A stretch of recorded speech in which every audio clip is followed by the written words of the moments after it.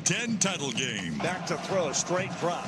Good protection, wide open. Sadiq inside of the 5, hurdles his way into the end zone. Kenyon Sadiq, the hurdle at about the 6-yard line, and goes the rest of the way untouched. With the coaches and players you want to hear, your feedback on the contest, scores and highlights from across the country, and analysis from your game day crew. This is the Ducks Postgame Scoreboard Show on 1080 The Fan. Oregon Ducks football on 1080 The Fan is brought to you by Coors Light. Mountain Cold Refreshment. Choose chill. Celebrate responsibly. By Pacific Office Automation. Problem solved. By Mods PDX. The future of building is here. By Zoom Care. With more than 20 neighborhood clinics in Oregon and Southwest Washington, Zoom Care offers convenient access to same-day urgent and emergency care, plus an expanded primary care team, currently accepting new patients. Schedule or learn more at zoomcare.com. Bellagio's Pizza. Dough and sauce made fresh 6 days a week, right here in Wilsonville. And proud to be serving Northwest communities since 1996. Order online or through the app. By Victor Rico's Mexican Food. Order Victor Rico's for your game day celebration, in-store or online for pickup or delivery at victorricos.com. Legends Casino Hotel in Toppenish, within winning distance. Audi Wilsonville, offering unmatched service to help you find the perfect car. Online at AudiWilsonville.com. Laurelhurst Market, more than just your friendly neighborhood steakhouse. Make your reservation today at laurelhurstmarket.com. By Unitas Community Credit Union. Join the team at Unitas Community Credit Union to help you reach your financial goals. And by Langdon Farms Golf Club. There's no better course in the Northwest for year-round golf. Book your tee time at LangdonFarms.com. Now, here are your hosts, Jordan Schultz and Will Ortner. The Ducks Postgame Scoreboard Show on 1080 The Fan. What is up, sports fans? What a night in Indianapolis. The Big Ten Championship delivering an absolute thriller as your top-ranked Oregon Ducks outlasting number 3 Penn State 45-37, the final to clinch a Big Ten conference title and secure the number 1 seed in the college football play. I mean, it's still not official yet. They got to make the selections at 9 a.m., but I don't think anybody's making any stupid decisions. They secured the number 1 seed in the college football playoff. What is up? Jordan Schultz sitting in alongside with Will Ortner, breaking everything down about this exciting barn burner of a Big Ten championship game. Of course, Oregon 13-0 for the first time ever after Dylan Gabriel's 4-touchdown performance. Jordan James had some clutch runs, 2 touchdowns, and that effort, thankfully, was just enough to fend off that furious late rally from the Nittany Lions, and just a really, really back-and-forth game. Oregon still the only undefeated team in FBS. I'm going to revel in this good stuff to open up this Pacific Office Automation post-game scoreboard show, but darn it, Oregon had to fight tooth and nail to keep that perfect record alive in a game filled with big plays, a ton of drama, had me on the edge of my seat the entire game, and, of course, championship implications. We'll get to all of that. Of course, if you want to check in, you can on our YouTube channel. How's it going? We can see you there. 1080 AM, The Fan. Also on the Vancouver 4 text line, 503-864-6FAN. A ton of fans I know that are so excited about the Ducks moving on with the win, have a lot to say, and will react to what y'all have to say. But, Will, we've got to break this down. It's one of the wildest title games I can remember in a long time. How are you feeling about this game that we just watched? I know we didn't expect it to be back and forth like that. No, it ended up about where I thought. I thought it'd be somewhere in that 7-10 range, and I knew that the Ducks could win a variety of different ways. Okay. I felt like Penn State would win this game in one way, and that was by grinding it out and running the football. Now they were able to run the football, obviously, in this game, and aside from the 2 interceptions, Drew Aller, I thought he actually looked pretty good. Yeah. Andy Kotelnicki schemed up some stuff that really confused Oregon secondary. Like, I'm interested to hear what Anthony Newman has to say about it, because there were a lot of times where Tyler Warren was running by himself, Clifford was running by himself, Singleton on his receiving touchdown that he caught out of the backfield, he was all by himself. Yeah. So I felt like Penn State came out with a game plan that I didn't necessarily expect out of them, which was to, throw the ball through the air more. And honestly, it worked better than I thought for a little bit, because I went into this game saying Oregon can win a grind out game. Oregon can also win a shootout. I didn't think Penn State could win a shootout. And in the fourth quarter, if Drew Aller doesn't throw that interception on a very good play by Reed, but at the same time, like if he doesn't throw that interception, Penn State is driving down to potentially tie that football game up. Yeah. So I feel a little bit vindicated, or at least that I can claim vindication, because I said they couldn't win a shootout and they didn't. But if you were to give me some truth serum, I wouldn't be saying that I wasn't sweating at all at any point. You talk about sweating. I don't think I was really sweating much until the last 2 minutes as far as thinking Oregon was going to win the game. I've had this belief all season after seeing them win in multiple ways, win that shootout against Ohio State, that they would be able to get it done. I did put my money where my mouth was, bet a bunch of my betting account balance for Oregon to cover. That did happen. They covered the 3.5, so I'm excited. I know you're stoked, Will, that you said that they could win and it was going to be a nice 7 to 10 point game. You predicted that correctly. Well, darn it, I'm stoked that I picked Oregon covering the spread, actually doubling that cover by 8. And yeah, you do though point out, unfortunately, big mistake by Drew Aller, a pick, and then of course later on in the game, really just both teams, you could see the exhaustion from both teams. I mean, Penn State having to call that timeout because Tyler Warren essentially looked like he was kind of just lumbering into the end zone when Drew Aller threw it over his head, and that forced Drew Aller to basically have to run, more than Oregon ever expected him to. But that, along with the zone read, it kind of forced Oregon's hand a little bit. But oh my goodness, thank God for Oregon's offensive line and the offense's ability to get that that death knell drive at the end of the game. Because if they did not do that and they gave that ball back to Penn State, who the hell knows what would have happened? Penn State had a very good offensive game plan. What Kotelnicki had schemed up in the run game was very impressive, and we'll get into it. I want to talk a little bit with Dusty. Hopefully we'll be able to get him on the phone about what adjustments he noticed from Oregon in the second half defensively, because Singleton and Allen were able to run all over them early in the game, and it was all because of that inside zone and just what the Penn State offensive line was able to do, specifically to Derek Harmon, which is what shocked me. Like, when you think about the interior of this Oregon Ducks D-line, like, they've been so good between Harmon and Cardwell, and this Penn State offensive line was able to reach them a lot of the game, and that's what led to those big runs for Singleton and for Allen up the middle. Or if they didn't reach them, they completely washed them out of their gap, and that's where the big cutbacks came too. So I was really impressed with what Kotelnicki had, and then it reminded me a lot of Oregon when they had Herbert his senior year and they played Wisconsin in the Rose Bowl, where Mario finally said, hey, we're going to let you run the football. We don't care. There's no reason to save you. Just run the ball. It felt like Penn State did that with Aller, because what he was doing in the zone read game, he hasn't done all year. They didn't try that against Ohio State. They didn't try that when Minnesota got him into deep water. They didn't try that when Wisconsin got him into deep water. They'd bring in the Prebula kid every once in a while, and they'd have him be a change of pace guy, or like they'd have Warren in the backfield, but after that early fumble, they really didn't go back to that much. And it was like, okay, Aller, like, you're going to be trusted to run. And then in the second half, Oregon had a good game plan for that zone read.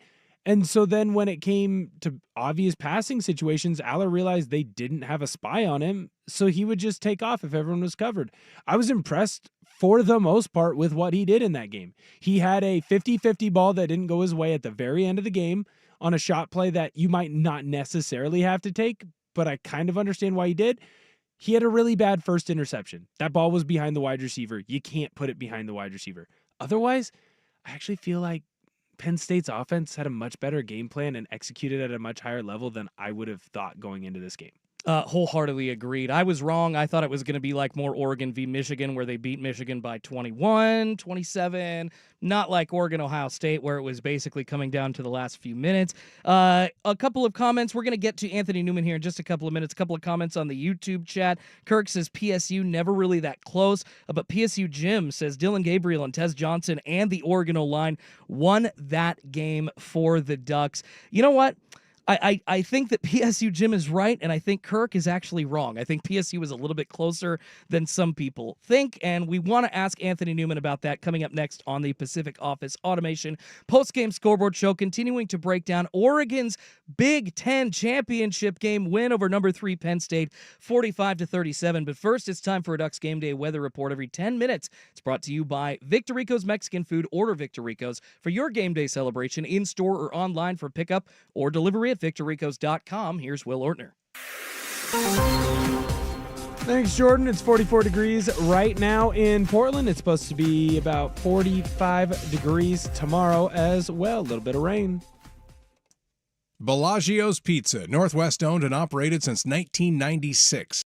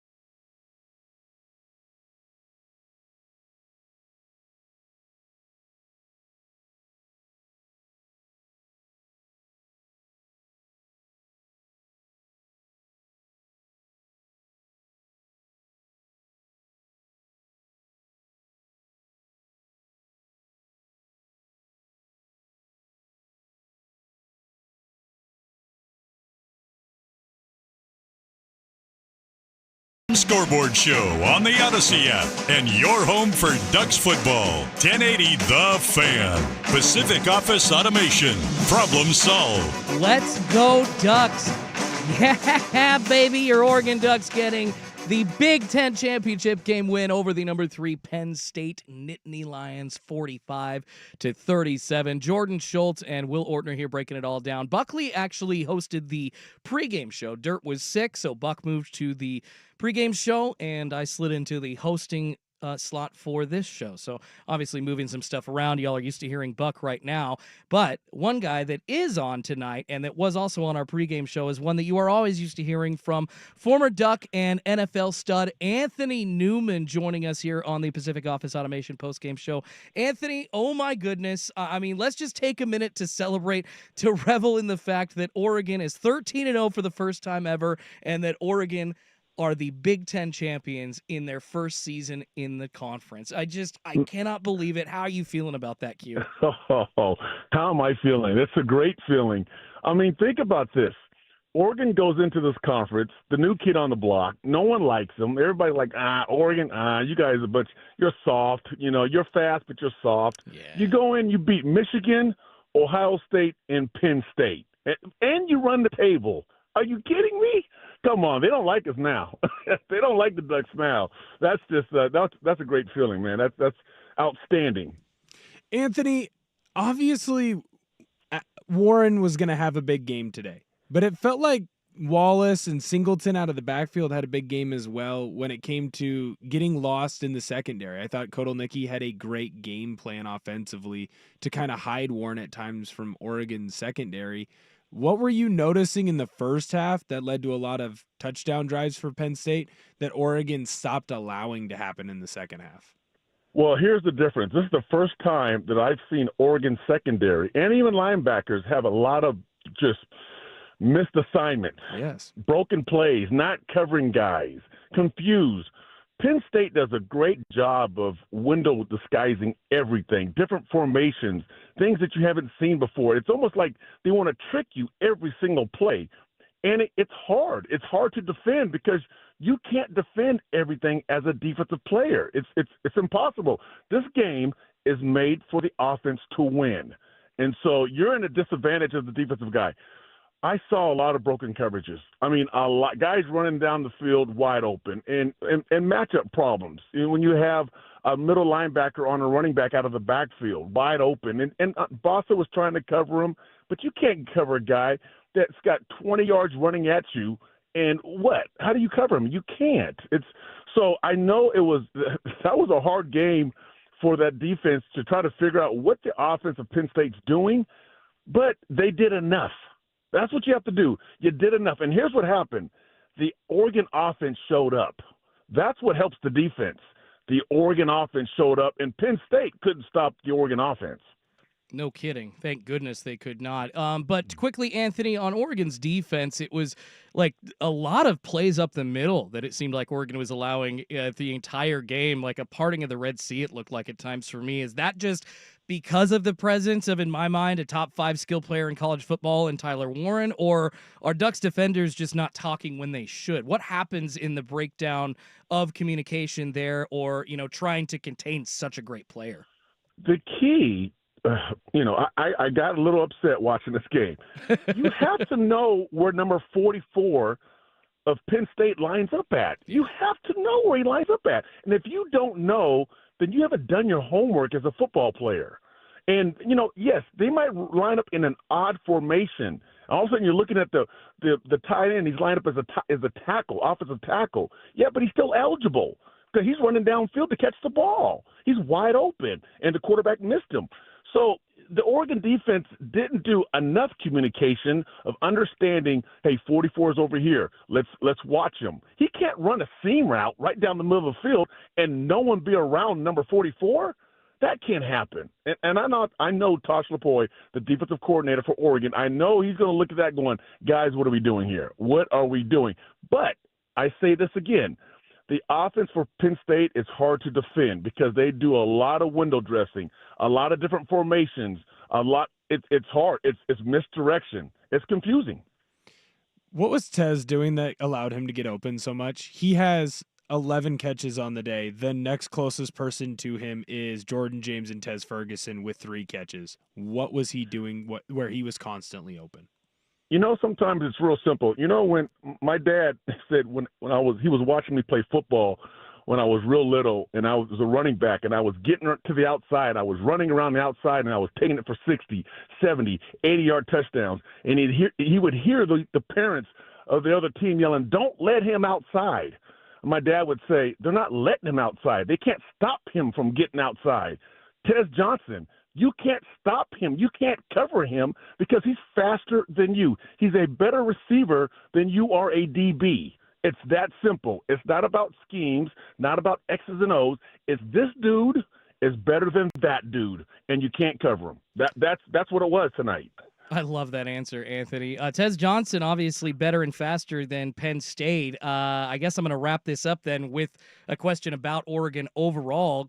Are they faster and better than everybody else in college football after watching this game, at least in your opinion? Can anyone beat Oregon as we now await the decision from the College Football Playoff Committee and see where they're going to be playing at here in 3 weeks? Well, I'll tell you this.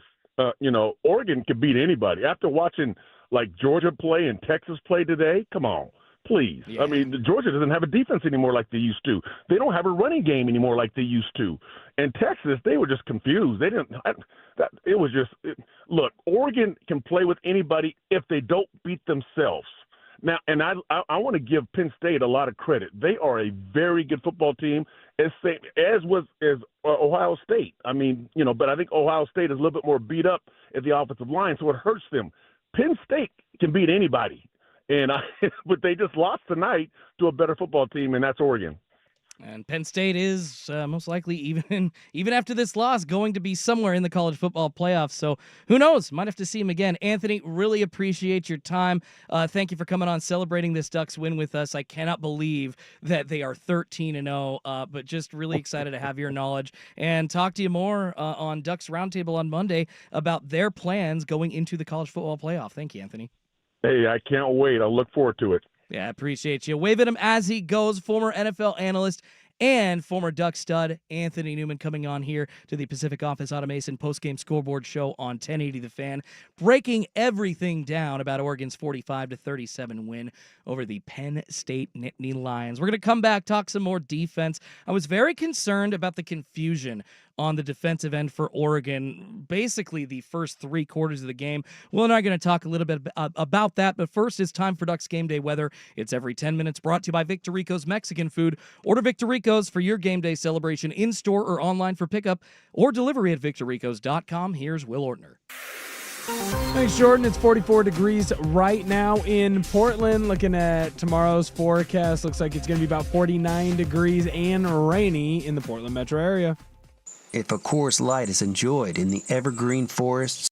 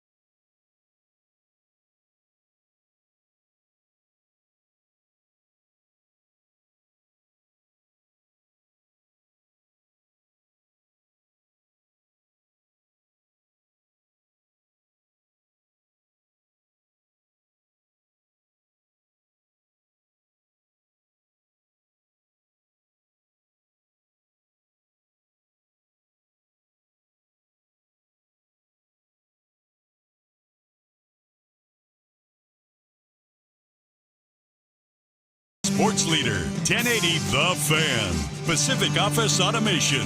Problem solved.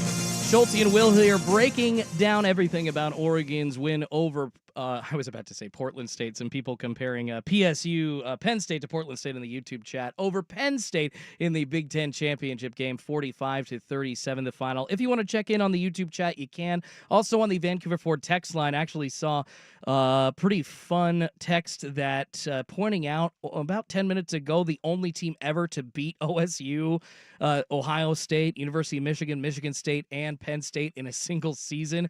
That would be your number one rated Oregon Ducks. That stat alone, Will, I'm assuming that's true. I don't really have time to go check that and Google it. But if that is true, that is a pretty glaring stat. And I think just that alone should vault Oregon up into at least the conversation of other elite blue blood schools in college football. I don't think you want to be a blue blood. You want to be a new blood. And what I mean by that is you've created your own path. You're not a blue blood. I would look at you similar, although maybe not. Maybe you want to be UConn basketball in about 5 to 10 years because UConn basketball is actually won. But like in my eyes, so my generation, we've grown up with UConn men's basketball winning and winning all the time. Yeah. And then, when I talk with older generations or, like my parents or aunts, uncles, people talk about, well, UConn isn't a blue blood. It's like, I disagree. They've won more than Kentucky and Duke have in my lifetime, so they should be a blue blood.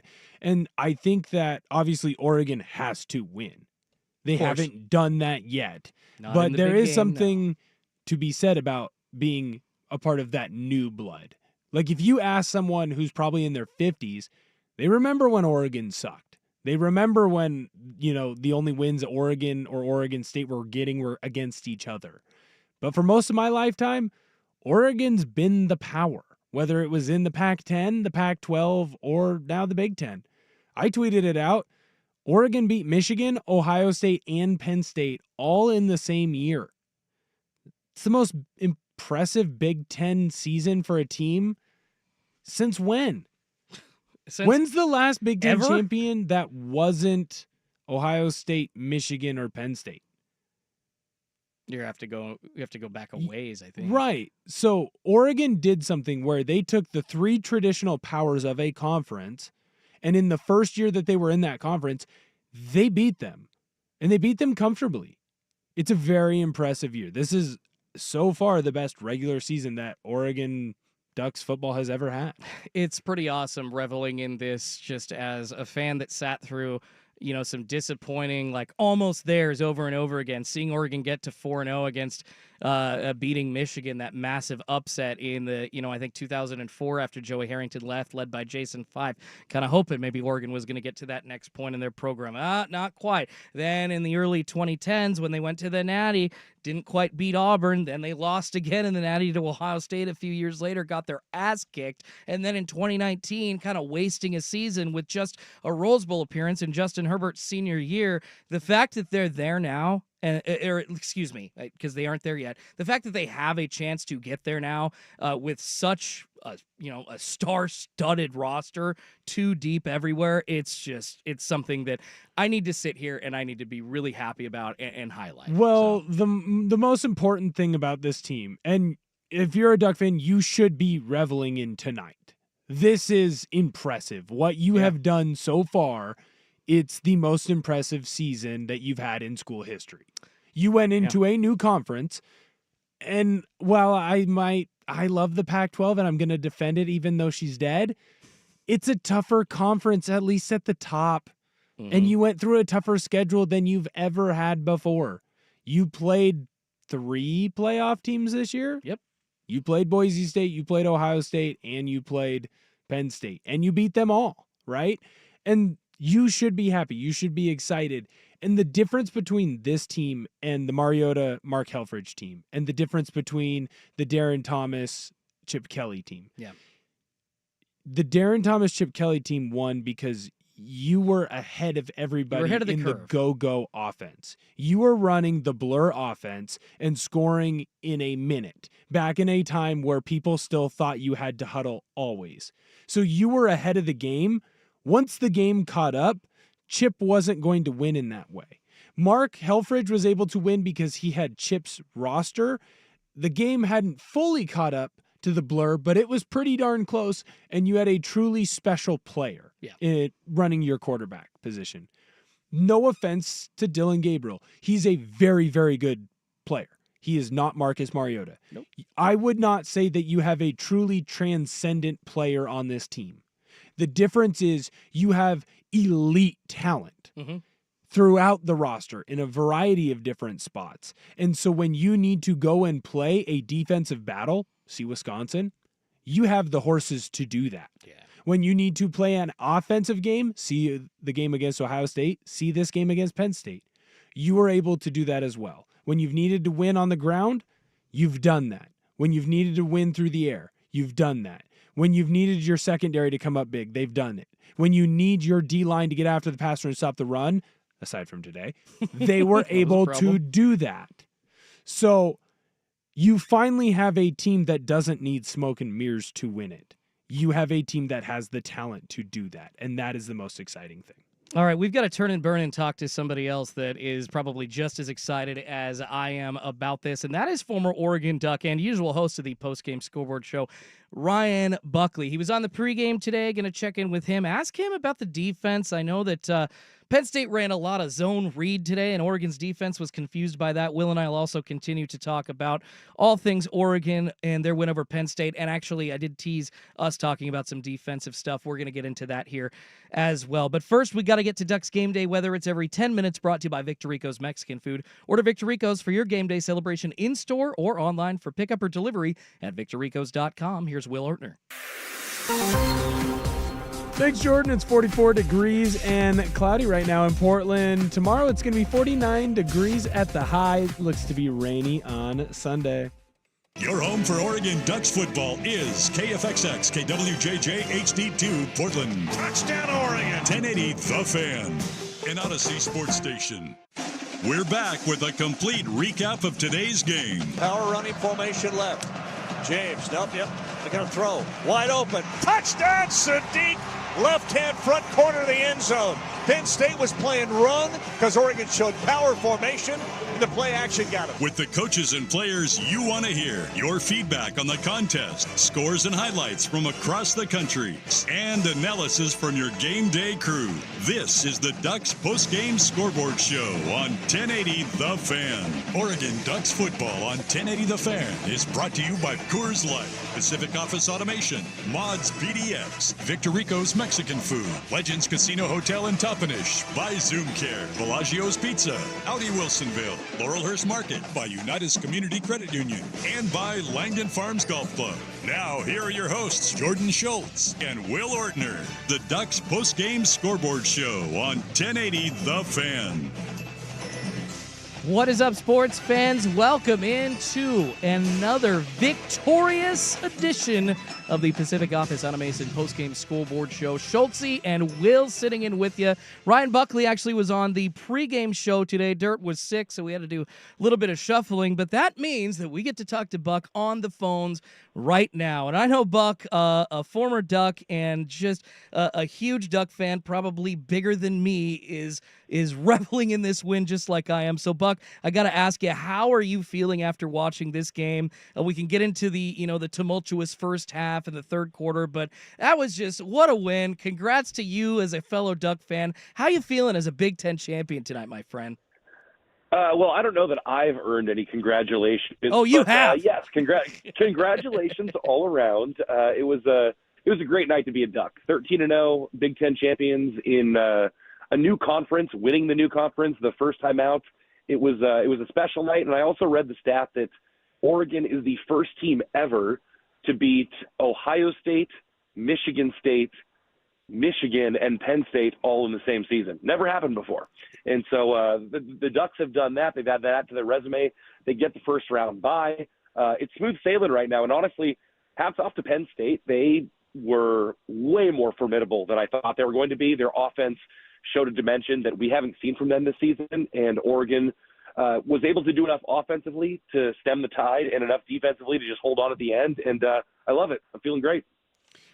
How impressive was it to watch Tez Johnson today? Like it felt like a little bit of watching T.O. back when he broke his leg and he returned to the Super Bowl. And like you knew he was like 85%, but he's not 100. It felt like every time Tez caught the ball, he dropped down. But he just came out and had an absolute whale of a game, Buck. What was it like as an alumni to see a player, one, perform at that level, but to do it when he's not even 100% healthy? Well, listen, like we've talked about it a lot on the show in the times that he was absent from the team when he first came back from his injury in that first game back, where I think it was Dusty who mentioned that it seemed like that first half in the UW game, it almost looked like they weren't using him to his full capacity. They were using him more as a decoy, and then he got more involved in the second half, and you saw some flashes of the Tez that we know. But tonight what you saw was the ultimate display of a dude who has kind of come into his own. I mean, from being a guy who was a receiver at Troy to following his brother Bo Nix to get here, and then to put up the best receiving game in the history of the Big Ten championship game, it's really special, man. He showed you why he is the straw that stirs the drink. And tonight it wasn't just him opening up things for other people. He showed out himself. And so, yeah, it was really special. Yeah, his speed, man. Tez Johnson just makes the Ducks better with his speed and athletic ability. It's insane. He takes them to another level.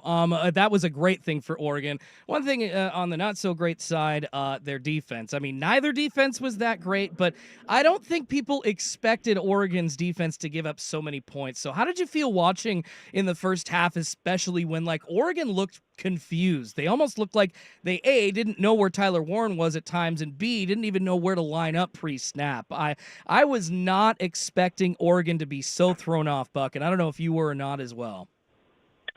It's interesting that it's framed that way, just because I don't know. There was a sense that I had that when Oregon started firing on all cylinders offensively, it's almost like it gave the defense license to breathe a little bit. And so I feel like we're in a situation where the Ducks were maybe not as tight as they could have been defensively, but they also didn't have to be. And so therefore it's like it certainly was not their best defensive effort. And again, I want to say hats off to Penn State. I mean, Drew Aller was awesome today, and the best game that we have seen from him probably as a collegiate quarterback. That Penn State run game was really good. And the bottom line is when you get to this time of the season, now you're starting to see other teams' true colors and how good they really are. And I think it's a tough thing in a conference like the Big Ten that now is 18 teams deep, and you don't see every team play each other.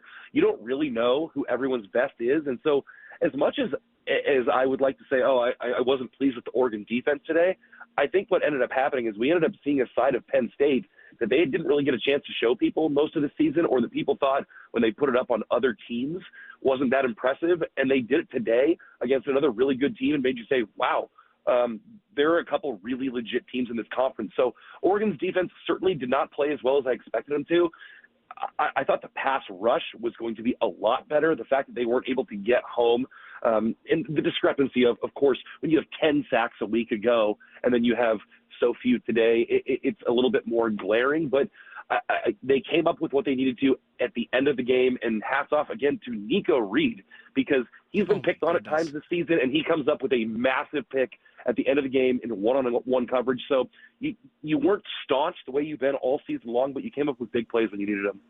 I know he's been only in Oregon and in Eugene for one football season, like not even a full year yet. Where does Dylan Gabriel rank? Like where maybe you can't, like he's obviously not number one, but when you stack up his accomplishments compared to a lot of other Duck quarterbacks, he has to be in the conversation as being one of your favorites.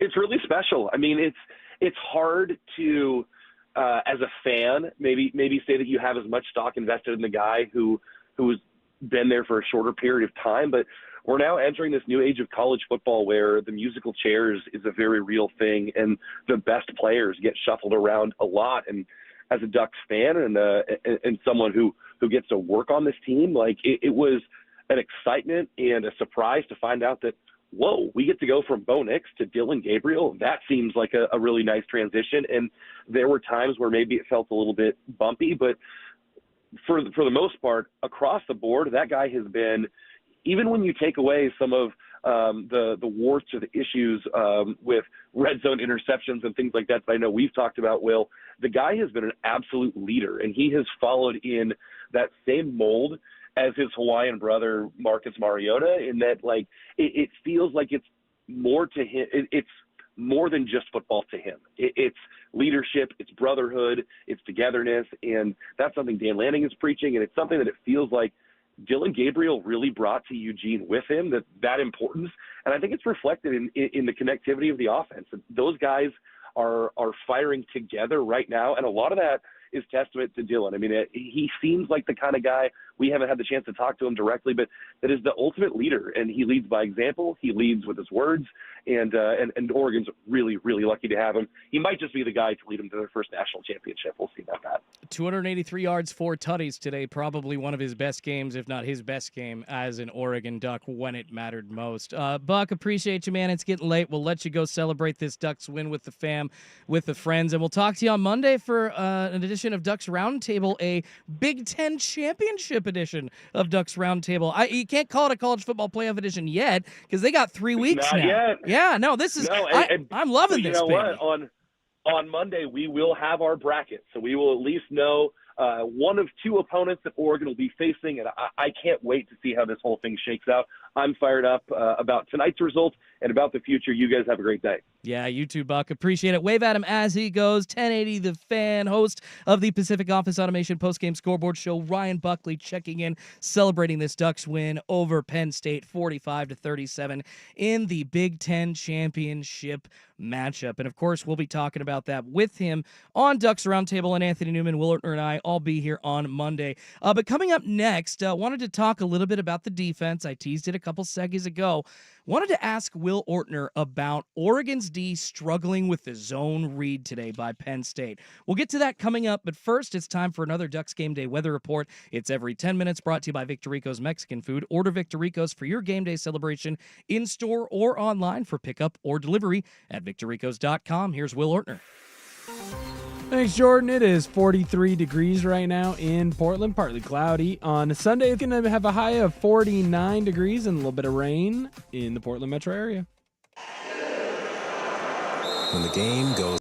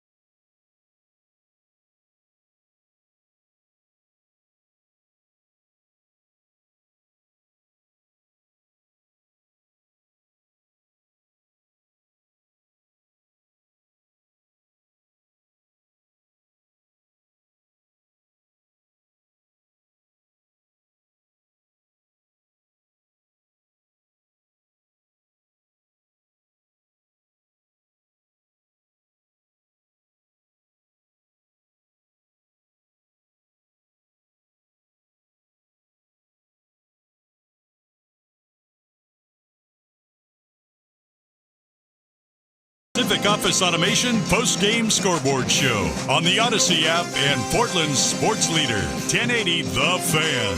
Pacific Office Automation. Problem solved. Yeah, that's right. Your Oregon Ducks are Big Ten champions, 13-0 for the first time in program history. A 45-37 win over the third-ranked Penn State Nittany Lions. Schultze and Will breaking it all down here on Sports Radio 1080 The Fan, 99.5 HD2.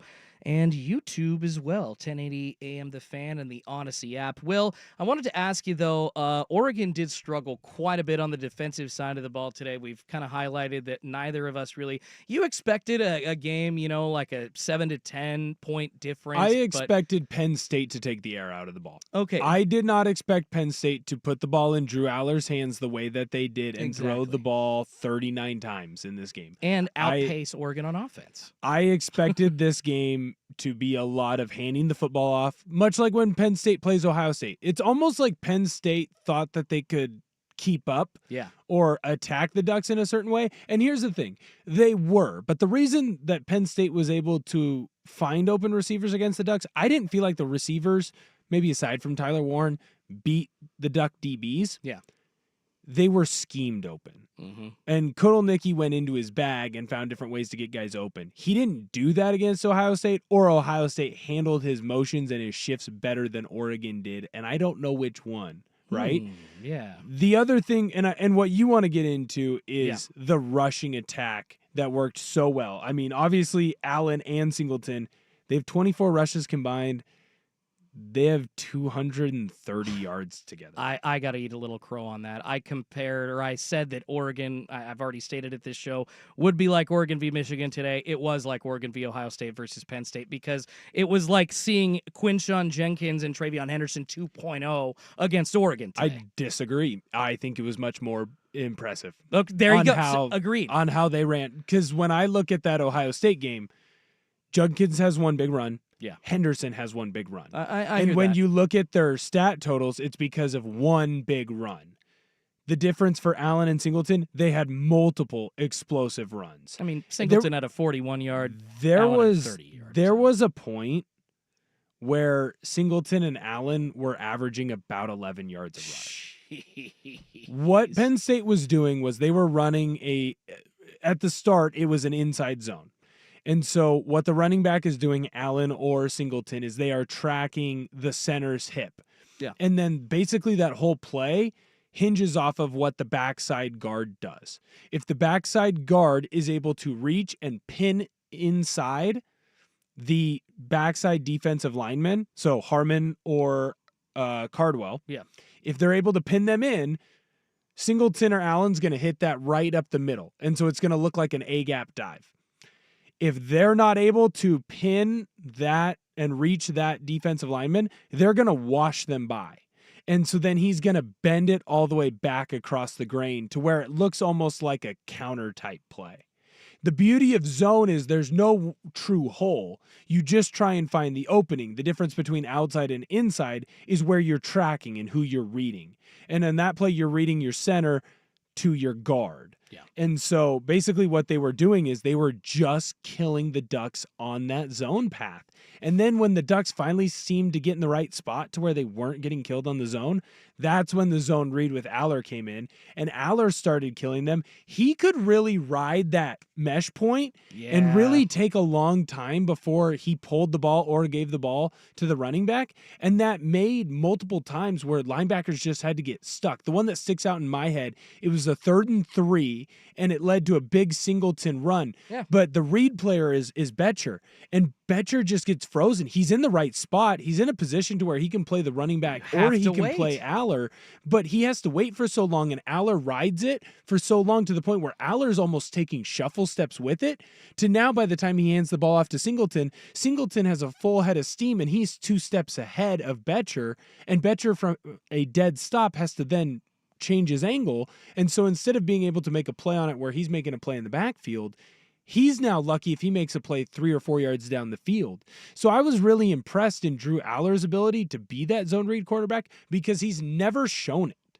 You've seen it out of Prebula, And you know this is what Kotelnicki wants to do because Yeah. this is where he was so successful in Kansas with Daniels, Of course. is that zone read offense and Yeah. that running quarterback. But he hasn't shown it with Aller, so it really caught the Ducks off guard. And I think that's why for really 3 of the 4 quarters, you saw a lot of successful runs from that Penn State offense. Yeah, and then you obviously mix that in with one of the best position players in college football in Tyler Warren, which the Ducks were obviously planning for. They were probably planning to double team a little bit, but they weren't planning on Drew Aller running for 54 yards, breaking out for a 20-yard bomb of a run, and also running it in for a touchdown on one of those zone reads that you're talking about, Will. It definitely changed a lot of the game today, and I will say Penn State's offense is a lot better than we thought. Speaking of Penn State, text in, FYI, boys, James Franklin to the Vancouver Ford text line implied that officiating cost them the game and threw shade at the noise of our celebration during his post-game presser. What a turd of a human. Oh my goodness. James Franklin, you unlikable human being. Can anybody that loses in this world of college football just put your damn tail in your legs, eat the loss, walk back to your locker room and move on? You're still in the CFP, aren't you? My God. That's ridiculous. I hate that kind of crap. Get me on a soapbox about James Franklin. We got to get on, though, to the Bellagio's Pizza very best player of the game. Will Ortner is going to let us know who that is coming up. A lot of choices, but I think I know who he's going to go with for the Ducks tonight. But first, it's time for the Ducks Game Day Weather Report. It's every 10 minutes, brought to you by Victor Rico's Mexican Food. Order Victor Rico's for your game day celebration in-store or online for pickup or delivery at victorricos.com. Here's Will Ortner. Thanks, Jordan. It's 44 degrees right now, partly cloudy in the Portland metro area. On Sunday, it's going to be 49 degrees and raining here. Duck fans, game day is here, and you need fuel to cheer on.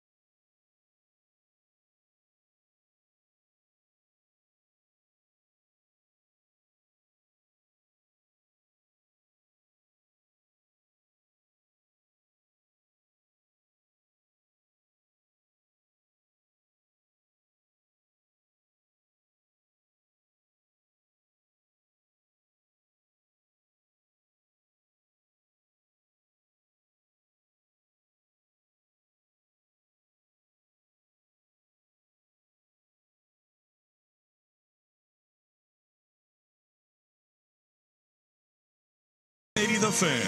Throws, end zone, caught, touchdown.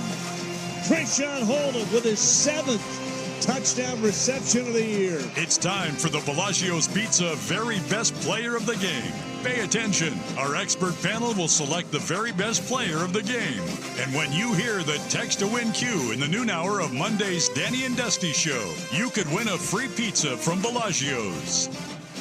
Well, there were a lot of options for the Bellagio's very best player of the game for your Oregon Ducks tonight. A 45-37 win in the Big Ten Championship over the Penn State Nittany Lions. I believe James Franklin moves to 1-14 now against teams in the top 5 in his career. Well, obviously a lot of options for Oregon, a lot of great performances on the ground, through the air, and despite the struggles on defense, a couple of good players on the defensive side of the ball as well. But who are you going with for the Bellagio's very best player of the game?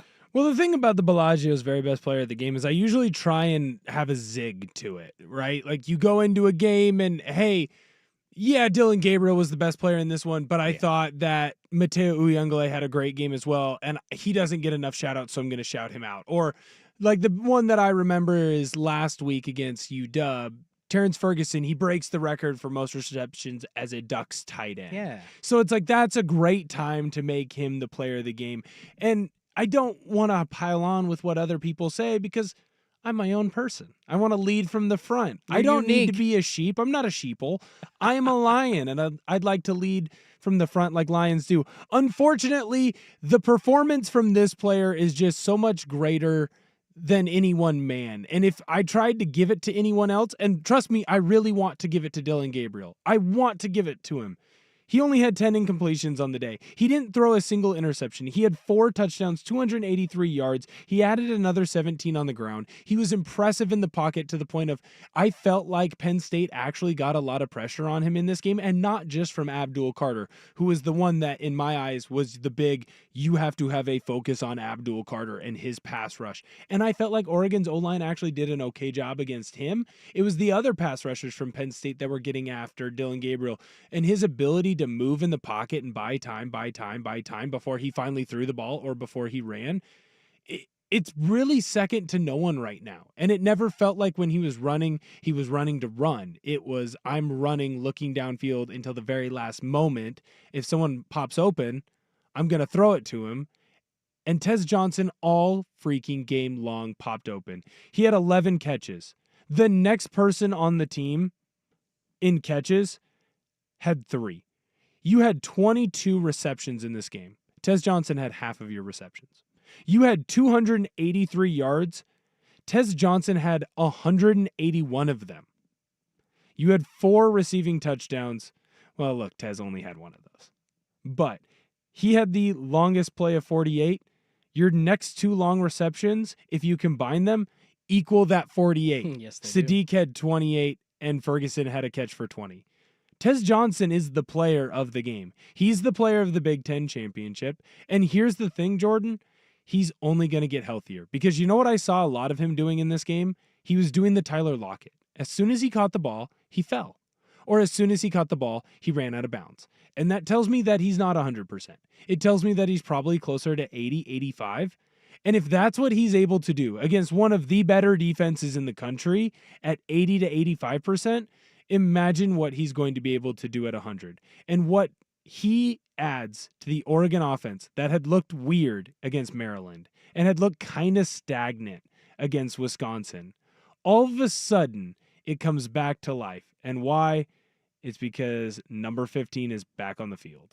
It's a good choice. 100 yards, I believe, receiving before the first half alone even ended. So, yeah, Tez Johnson, great choice for the Bellagio's Pizza. Very best player of the game. Remember that, and when you hear the text to win cue in the noon hour of Monday's edition of Danny and Dusty, you could win a free delicious pie from Bellagio's. I order them myself all the time. They are absolutely delicious. All right, we got to get out to another break, turn and burn again. But when we get back, I want to talk about the tight ends for Oregon and the success that Kenyon Sadiq and Terrence Ferguson had and why I believe that is key to their success in the Big Ten and the college football playoff. That's coming up next, but first, it's a game day weather report every 10 minutes brought to you by Victorico's Mexican Food. Order Victorico's for your game day celebration in-store or online for pickup or delivery at victoricos.com. Here's Will Ortner. Thanks, Jordan. It's 44 degrees right now in Portland, partly cloudy. Tomorrow, it's going to be 49 degrees and rainy in the Portland metro area. Bellagio's Pizza, a local favorite since 1996.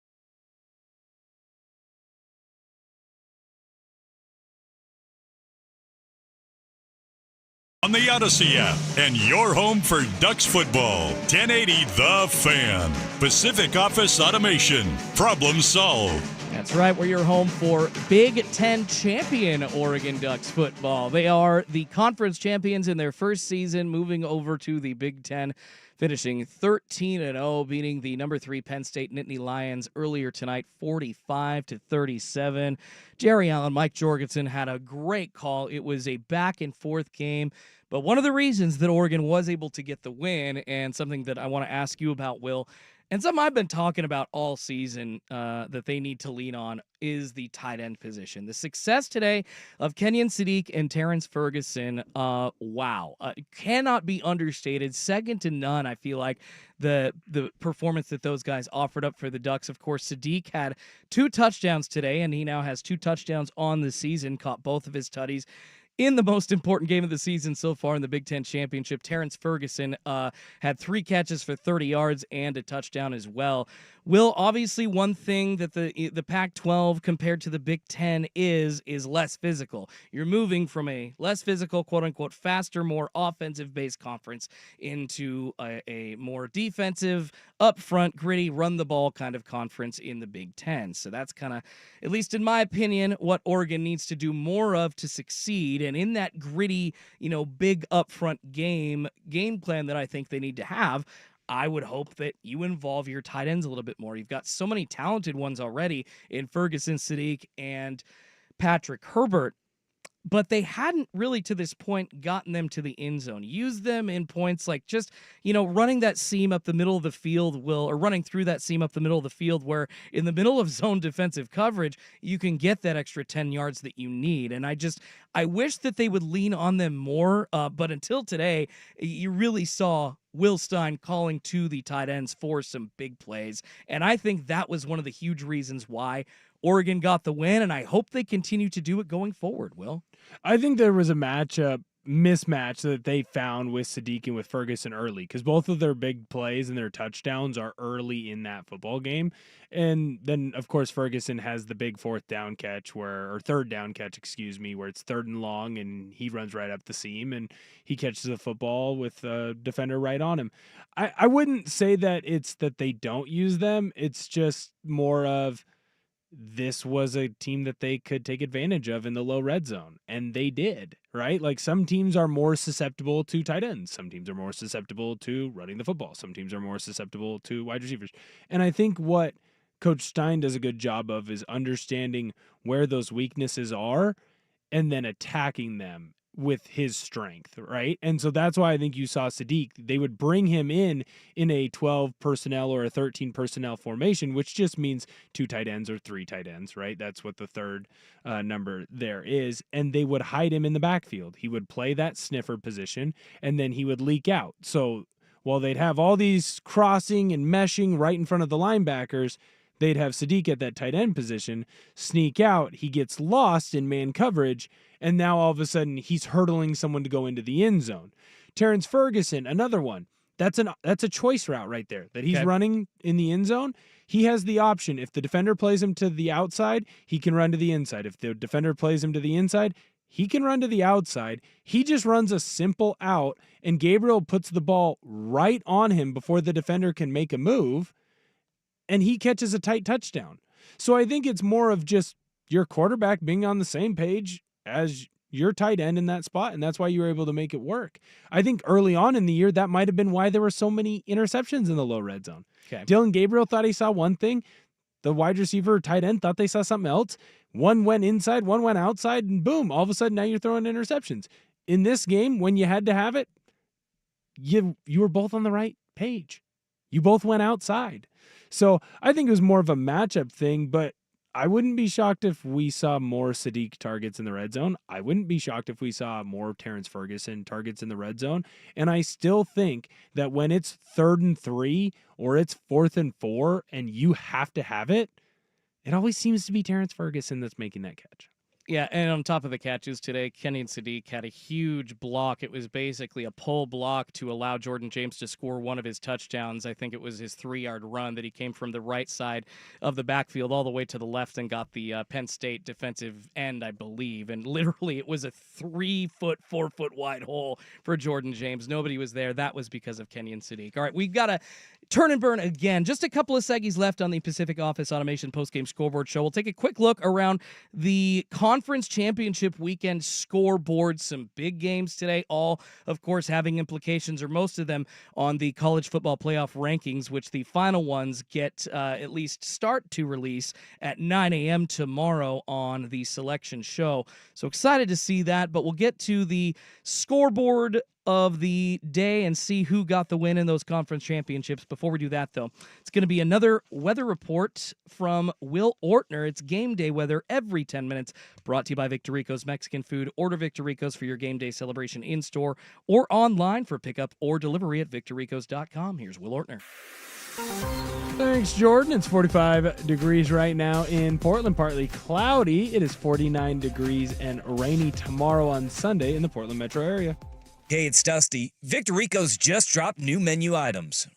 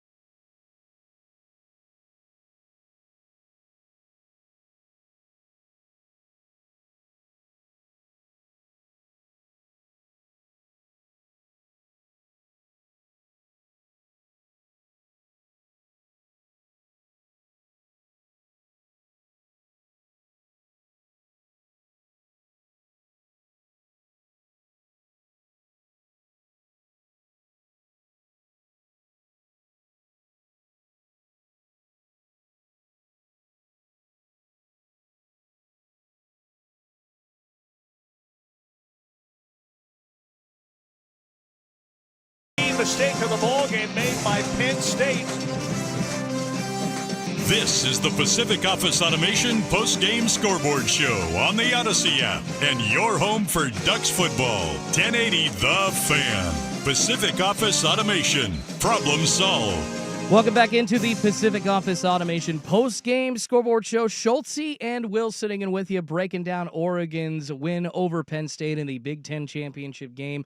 45-37 the final. Oregon, a Big Ten champion for the first time ever, and it's the first time that they could have been a Big Ten champion. In their first season in the conference, they get it done. And actually, a lot of other big games today involving teams in new conferences. Big old college football playoff implications for conference championship Saturday. So let's break down all of these scores really quick, or just go over them. Let you know what happened around the world of college football. Of course, last night, and Will, thank God this didn't happen. Thank God UNLV did not win. Boise State gets the win over UNLV 21-7 in the Mountain West Championship game, of course. Boise State ensures a bye in the college football playoff. I don't know. No, not quite. Maybe ensures a bye, maybe doesn't. Here's why I would push back on the ensures a bye. Okay. Arizona State beat Iowa State 45-19 today. Yeah. And there was never a point where it really felt in doubt. And I understand that it's the Big 12 and they've kind of beat up on each other. And so, like, is anyone really good in that conference, or is everyone just kind of mediocre? And because everyone's all mediocre, they're all stuck together. Arizona State is going to have major push from a lot of Power 4 backers of they went through a Power 4 conference. It's deeper than the Mountain West and what Boise State had to go through. They beat Wyoming by more than what Boise State beat Wyoming. And the other argument is going to be Arizona State is 11-2. One of their 2 losses is against Cincinnati. When they played Cincinnati, their quarterback, Sam Leavitt, was hurt. So if Leavitt plays in that game, which they barely lost, the argument would be that they would have won. And so therefore, because of the tougher schedule, they should jump Boise State. I would agree with that. I think Arizona State is going to get a bye. The question would be, is a 3-loss Clemson going to get a bye over Boise State?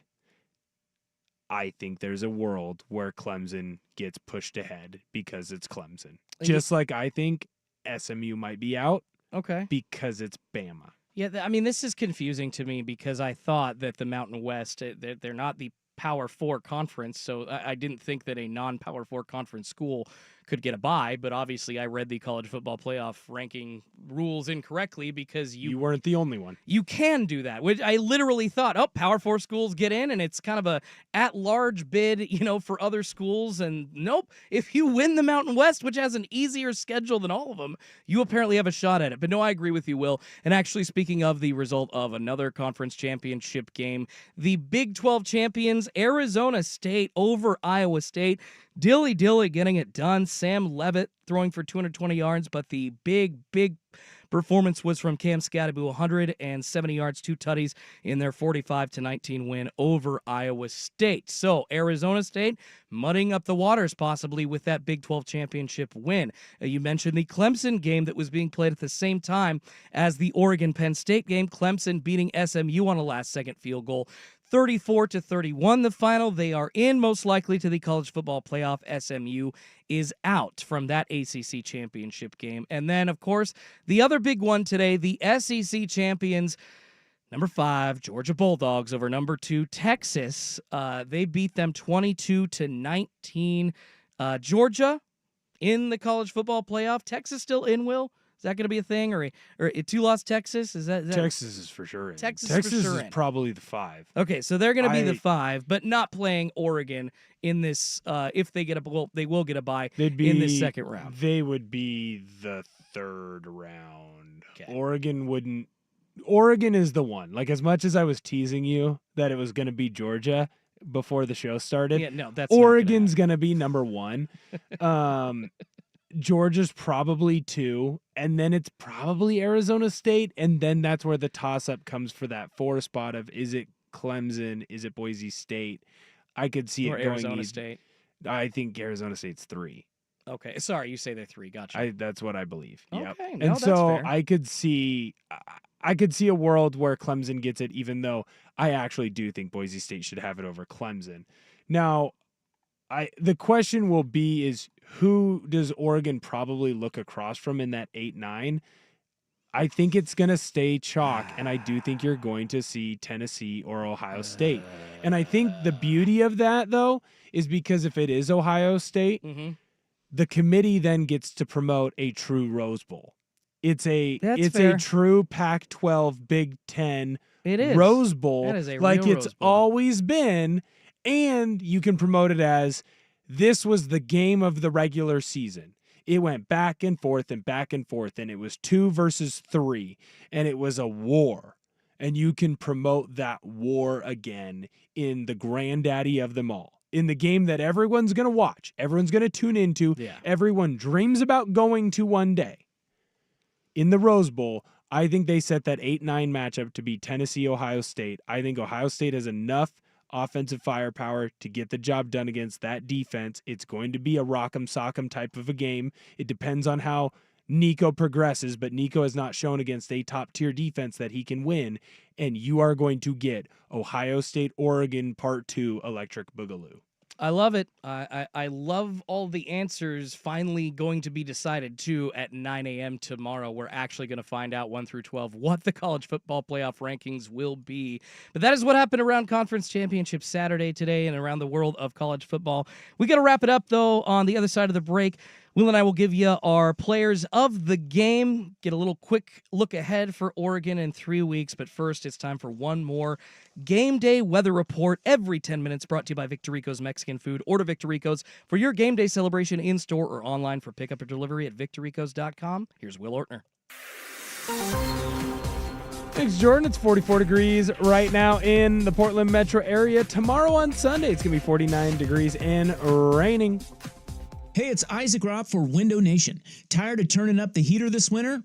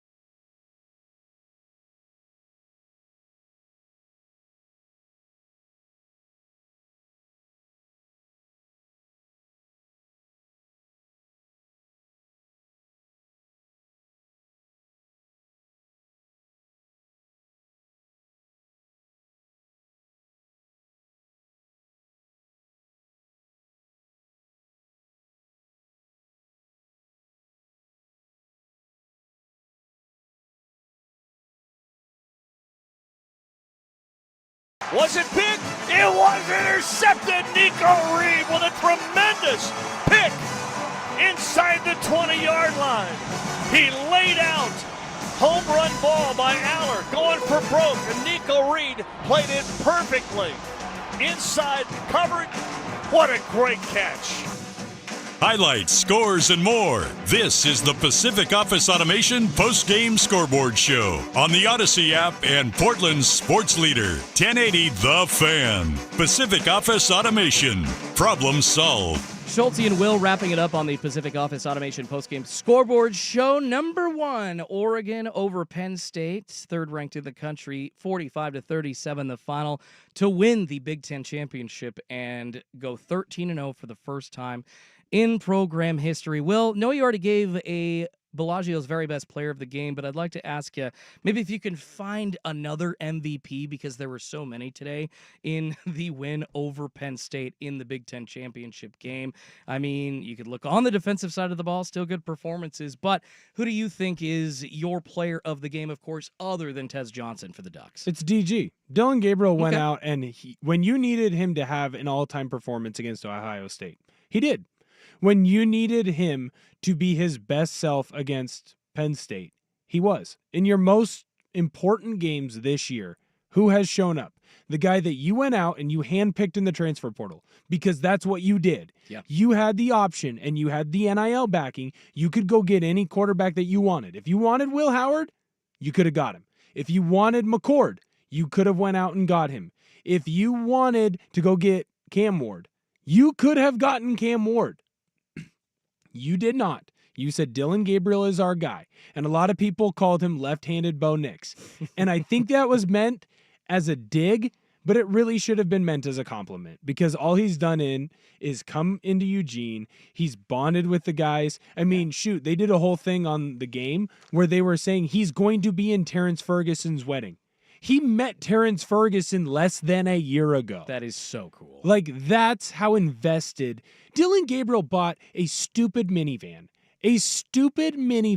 So that he could load the wide receivers and tight ends into it all summer long and drive them around to different high schools in the area, namely Grants Pass, and go and do football retreats and just run routes together and do 7-on-7s. And that's what you brought in. That's the guy that you brought in for these games and for these moments. And when you need him most, he goes 22 for 32. And most of those passes that were incomplete weren't because he put them in bad spots, weren't because they should have been intercepted. It was because the ball got batted down. There were a couple swing passes and tunnel screens he wants back, 100%. But he's still 22 for 32. In the biggest moments, you put the ball in his hands and he completed them. He had 283 yards and he had 4 touchdowns. Your offensive line had a hell of a game.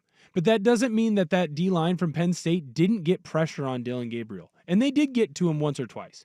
But when they didn't get to him, it's because Gabriel was able to move in the pocket and buy time and find Tez Johnson and find Terrence Ferguson and find Kenyon Sadiq. And when he couldn't find anyone, he ran. He added another 17 yards on the ground, and one of them was for an 11-yard first down run. So when you needed a big play, you put it in the kid that you went out into the portal to go find. And he has come back, and every single time you've tested him, he's come up with an A+.